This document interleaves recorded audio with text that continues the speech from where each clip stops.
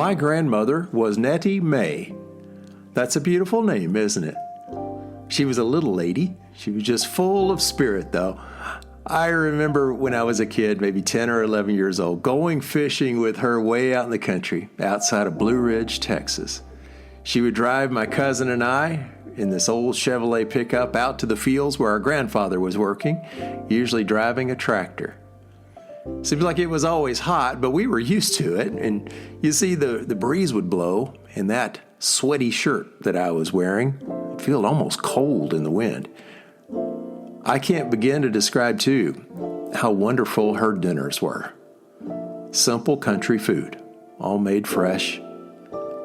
I feel all those sensations right now. What I didn't realize is what I was experiencing. And I think I was experiencing a picture-perfect moment.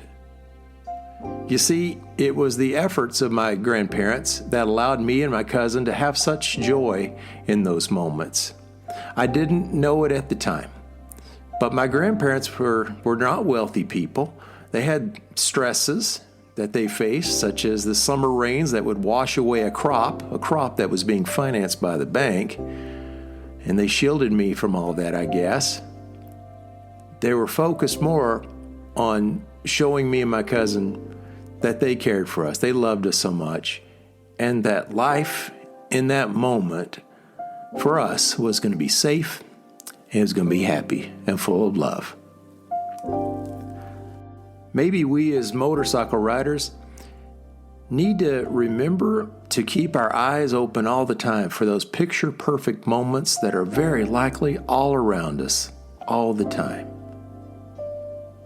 So for today's episode, I challenge you, as I challenge myself, to be grateful for right now. Grateful for those who have taken care of us in the past and those who take care of us now. For what we have in the garage, our motorcycles that we so love to ride. But in addition to being grateful, let's also prepare ourselves. Let's set it as a goal for this coming years to impact the lives of those people around us, those we come in contact with, on the bike and off. Let's try and help others to experience their own picture-perfect moment. Let's talk about that. Thank you for joining me today. Recorded in beautiful Loveland, Colorado. Welcome to Peace, Love, Moto, the podcast for motorcyclists seeking that peaceful, easy feeling as we cruise through this life together. Are you ready? Let's go!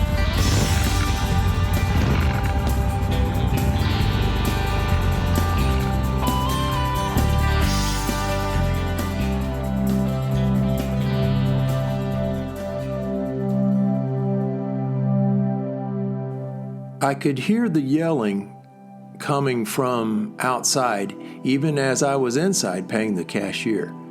She was yelling that loud. It was about 2 summers ago. I'd stopped at a gas station to fill the tank on my bike, and I stepped inside to grab a soda for later, and I heard the yelling outside. I opened the door, and I saw a beat-up old car that had pulled up in the slot, the opposite side of the gas pump from where I had pulled up. Even as I approached, with me standing just 5 feet away from them, there next to my bike, she continued to yell using the most terrible language, awful profanity. The lady in that car was yelling at 3 children who sat across the back seat. As she continued to yell, with me standing right there, I instinctively peered over to have a look at the kids, little kids. The oldest one was probably just 8 or 9 years old. And when I did, the oldest little boy, he glanced over at me, only for a second. Then his eyes were back on his mother, who continued not just to yell, but just to scream at them. For what? I don't know. We've talked about in past episodes the fun, the pure joy of waving at a little kid in the car next to us when we're on our bikes. and they're clearly just telling Mom and Dad, hey, there's somebody on a motorcycle waving at me. That's cool. But I was reminded this day that not all kids go around with a smile on their face. Not all kids feel safe and loved like I did back with my grandparents. That day at the gas station was just shocking. It was so sad. It opened my eyes to a less than cheerful world that so many children and desperate adults too are faced with right here in my own community, and certainly all around the world. People who most certainly are not, and maybe have not ever experienced what we might call a picture-perfect moment. I know that what that lady was doing was wrong. It was absolutely wrong. I could have said something. Maybe I should have, but I didn't. In this case, maybe doing something was the right thing to do. I don't know. Would it have helped? Probably not. Probably would have made things worse. And for that matter, who am I to judge her? A person who acts in that way, I assume, has been living and maybe is living a terrible life, at least in that very moment. May I fast forward to just 2 weeks ago? I wasn't on my bike this time. I was simply inside a small store here in town. As I passed the single cashier who was working there, I saw that he was talking with a customer. Well, more like just listening.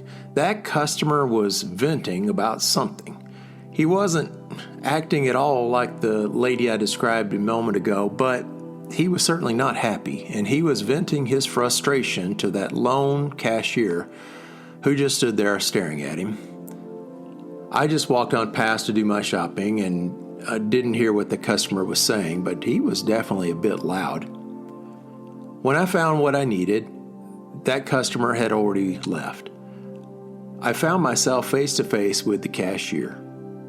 Just he and I were there, no other customers around. He appeared to be of Middle Eastern descent, maybe 40 years old. I didn't mention a word about the other customer who seemed to be so upset about something, but I was intentional about giving the cashier a genuine smile, and I said something like, "How are you today? My name is Ron," and I stuck out my hand for a handshake. As we stood there alone in that store, the cashier looked right at me. He took my hand and he said, "Thank you for being so kind to me." I was struck by his openness and sincerity. He knew that I knew what had just gone on. I felt genuine love from this stranger, this man I just walked up to. I felt it. I felt compelled and comfortable to put my other hand on his, and I told him that I'm sorry for whatever you've just gone through with that other customer. He responded by putting his other hand on top of mine, and he just said thank you. You know, I'm convinced that we have to have joy in our lives in order to give joy to other people. And that's a big, big part of my motivation for having a podcast called Peace, Love, Moto. I'm convinced of that. We can share the joy that we experience, that we gain from this thing we just love, this motorcycling thing. We can share that joy with other people in a lot of different ways. Maybe it's just a smile and a wave, but maybe it's just telling somebody that we care. As we're approaching a holiday season, for many of us, this is a season of hope and of love.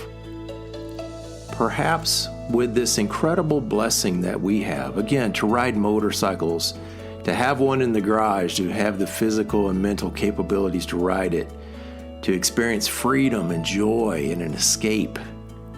maybe we need to be more aware of the suffering all around us. So for so many people who don't have anything like that, to be hyper aware when we have the opportunity to virtually or physically reach out our hand to somebody, we should do it. To provide help and maybe just a little bit of hope for somebody who's so much less fortunate than we are. Just seeing your smile may be the perfect, picture-perfect moment that someone else desperately needs right now. As always, thank you so much for listening, and thank you for caring for others. Until we visit again, I wish you peace. I wish you love.